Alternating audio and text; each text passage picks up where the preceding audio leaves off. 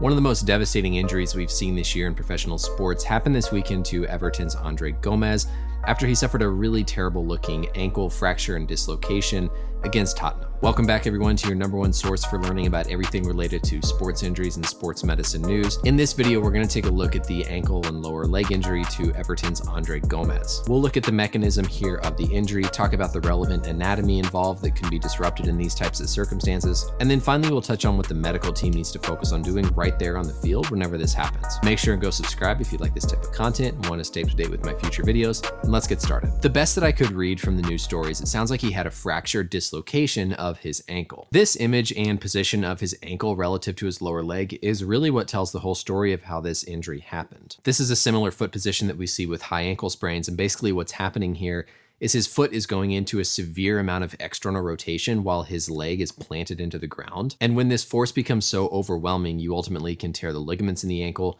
and then if it continues, cause the actual ankle to fracture, like what happened here with Gomes. Let's briefly review our anatomy in the ankle and lower leg, and then we'll come back to this picture of what happened with Gomes. Starting off with the ankle joint here, we of course have the tibia and the fibula that make up the two bones of the lower leg. Those come down to form the primary ankle joint, which is the tibio-talar joint, here between the tibia and the talus. We then of course have all of our ligaments on the outside and inside of the ankle, as well as our kind of classic high ankle sprain ligament called the AITFL, and that ligament specifically connects the fibula and the tibia to keep them from spreading too far apart from one another. Pay close attention to how this ankle joint looks. We call this the ankle mortise. You have the talus surrounded by the fibula and the tibia kind of enclosing it on either side. This means that we get a lot of motion with the foot pointing up and down, but we don't have quite as much motion with the foot pointing either internal or externally rotated. And this is really important here with how this happened to Gomes. Taking a look next here at the picture of kind of when this happened,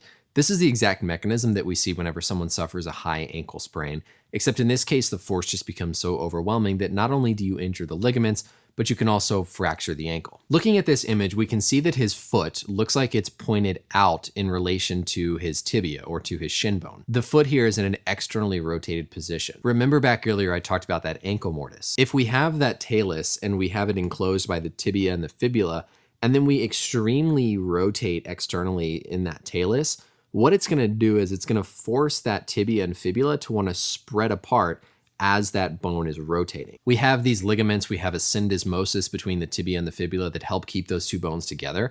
But when the force becomes so overwhelming from such severe external rotation, especially when the foot is anchored into the ground like this, those ligaments can't hold up. Then if your force gets even higher, then you can also fracture the bones in the ankle along with having the dislocation. Oftentimes the bone that's breaking is the fibula here on the outside, just from being spread so far apart. Right away on the field, there's a couple of things the medical team needs to focus on to try to ensure the safety of his leg going forward. The key here is all about blood flow and trying to reduce potential risk of infection. Sometimes when you have a fracture and a dislocation like this, you can compromise the arteries supplying blood to the foot.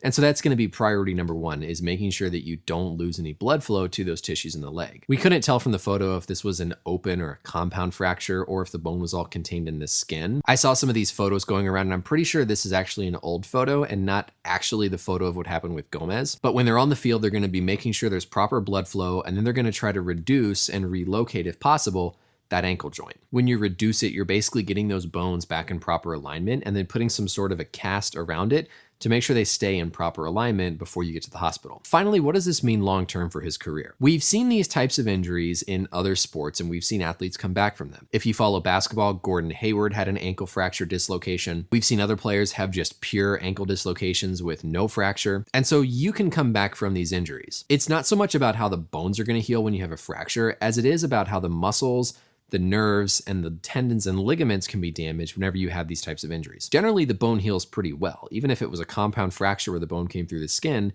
you control the infections, you fix the bone, and usually it does pretty good. What's harder to recover from is the damage to the ligaments in the ankle that can get torn.